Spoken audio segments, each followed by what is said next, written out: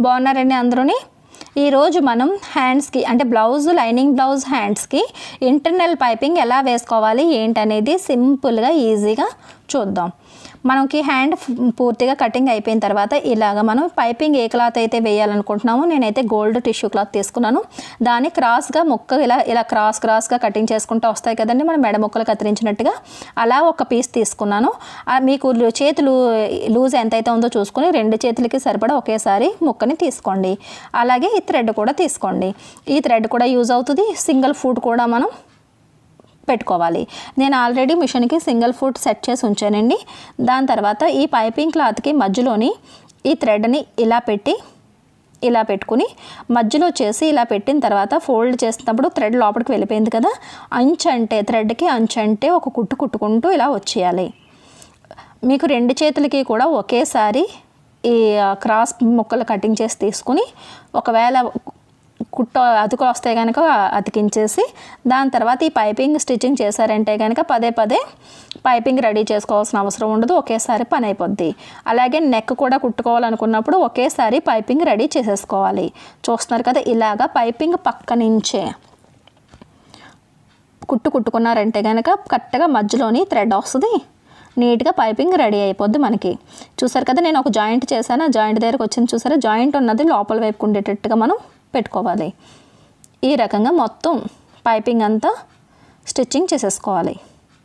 Thread అనేది మీ ఇష్టం అండి, కొద్దిగా లావుగా ఉన్నది తీసుకోవచ్చు, కొద్దిగా సన్నంగా ఉన్నది కూడా తీసుకోవచ్చు, మీడియం సైజులోది కూడా తీసుకోవచ్చు. 3 రకాలుగా కూడా మీకు థ్రెడ్లు మార్కెటింగ్లో దొరుకుతాయి. నేనైతే మీడియం సైజ్ తీసుకున్నాను. ఇలా లాస్ట్ వరకు కూడా ఇలా మీరు స్టిచ్చింగ్ చేసేసుకొని అడ్డుగా కూడా కుట్టు వేసేసుకున్నారంటే థ్రెడ్ అనేది జరగకుండా ఉంటుంది. దాని తర్వాత ఒక 1/4 ఇంచ్ మార్జిన్తో ఎప్పుడూ కూడా ఇంటర్నల్ పైపింగ్ చేసుకునేటప్పుడు ఒక 1/4 ఇంచ్ మార్జిన్ వదిలి మిగిలిన క్లాత్ని కటింగ్ చేసి తీసేసుకోవాలి. థ్రెడ్ వైపు నుంచి ఒక 1/4 ఇంచ్ మార్జిన్ వదిలి, అంటే మనం ఖర్చుల కోసం అని చెప్పేసి మనం హ్యాండ్స్ అంచులు కుట్టినప్పుడు ఖర్చులకి ఎంత అయితే కుట్టుకుంటామో అంత ఖర్చు ఇక్కడ ఉండేటట్టుగా మనం చూసుకోవాలన్నమాట. అలా అయితేనే లైన్గా అందంగా నీట్గా వస్తుంది. ఏదో ఎగుడు దిగుడుగా ఒక దగ్గర వెడల్పుగా ఒక దగ్గర సన్నంగా మనకి క్లాత్ ఉన్నది అంటే కనుక పైపింగ్ క్లాత్ మనకి అంచనా కుదరదు అనమాట, ఎక్కడ వరకు కుట్టుకోవాలి ఏంటనేది. ఇలా మనం రెడీ చేసి ఉంచుకున్నామంటే కనుక చాలా ఈజీగా స్టిచ్చింగ్ చేసేసుకోవచ్చు. నేను మొత్తం పైపింగ్ని ఒకే లెవెల్లోని 1/4 ఇంచ్ వెడల్పు నేను ఉంచి మిగతాదంతా ఇలా అంచుల్ని కత్తిరించేసి తీసేసుకున్నాను. దీని తర్వాత ఏం చేయాలంటే మనకి ఫస్ట్ రైట్ సైడ్ వైపు హ్యాండ్స్ తీసుకుని మధ్యలో కట్లు 2 కలిసేటట్టుగా దాని మీద లైనింగ్ పీస్ని పెట్టుకోవాలి. రైట్ సైడ్ వైపు లైనింగ్ పీస్ని వేయాలి.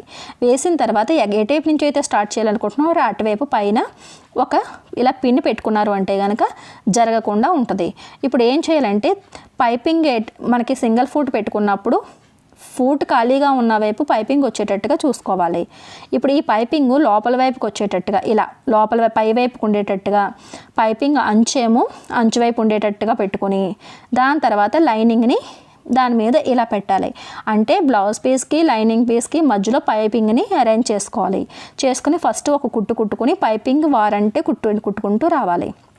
చూస్తున్నారు కదా, ఫస్ట్ ఇలా పెట్టుకోవాలి, దాని మీద లైనింగ్ పీస్ వేయాలి.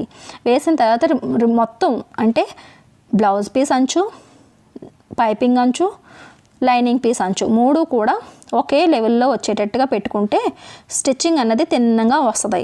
అందుకనే ఒక 1/4 ఇంచ్ మార్జిన్తో కటింగ్ చేసుకోవాలి పైపింగ్ క్లాత్ని.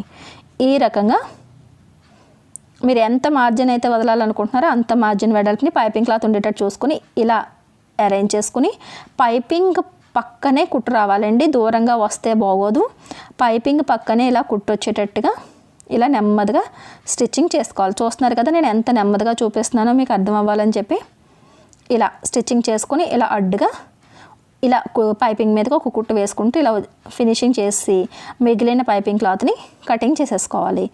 ఈ పిన్ని తీసేసుకుని దాని తర్వాత హ్యాండ్ పీస్ని ఇలా రివర్స్ చేసుకుని లైనింగ్ పీస్ని వెనక్కి తిప్పేశారనుకోండి ఇలా నీట్గా మీకు పైపింగ్ వచ్చేస్తుంది. దాని తర్వాత పైపింగ్కి అంటే బాగా ఫినిషింగ్ రావడం కోసం ఒక కుట్టు వేయాలి అనుకుంటే వేసుకోవచ్చు, లేదంటే ఒక పై కుట్టు టాప్ స్టిచ్ వేసుకోకపోయినా సరే పర్వాలేదు. నేనైతే దీనికి టాప్ స్టిచ్ అవసరం లేదని చెప్పేసి అనుకుంటున్నానండి. దీని తర్వాత ఇలాగ 4 వైపులా కూడా అంటే మనకి లైనింగ్ పీసు బ్లౌజ్ పీసు అంచులు కలిసేటట్టుగా ఇలా లైనింగ్ అంచు అంటే స్టిచ్చింగ్ చేసామంటే కనుక హ్యాండ్ మీకు రెడీ అయిపోద్ది. దాని తర్వాత ఏదైనా బ్లౌజ్ పీస్ మీకు హ్యాండ్ పీస్ ఏమైనా ఎక్కువగా ఉన్నట్టుంటే ట్రిమ్మింగ్ చేసి తీసేసుకోవడమే, లైనింగ్ పీస్ కన్నా ఎక్కువగా ఉంటే కనుక.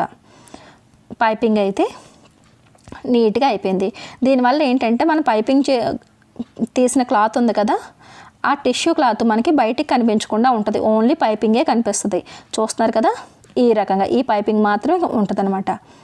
ఈ రకంగా హ్యాండ్స్ని రెడీ చేసుకోవాలి. చూస్తున్నారు కదా, లోపల వైపు కూడా మనకి ఏమీ అసలు క్లాత్ కనిపించకుండా నీట్గా ఉంది. మనకి బ్యూటిక్ స్టైల్లోని ఈ రకంగా మీరు స్టిచ్చింగ్ చేసుకోవచ్చు ఇంట్లోనే. ఒక్కసారి ఇలాగా బ్లౌజ్కి స్టిచ్చింగ్ చేసి చూడండి, ఎలా వచ్చిందో ఏంటనేది కామెంట్లో పెట్టండి. పూర్తి బ్లౌజ్కి ఇంటర్నల్ పైపింగ్ కూడా నేను ఆల్రెడీ పోస్ట్ చేస్తున్నాను, ఆ వీడియోని కూడా చూడండి. మన ఛానల్ని కొత్తగా చూస్తున్నట్టయితే కనుక సబ్స్క్రైబ్ చేసుకోవడం మాత్రం మర్చిపోకండి.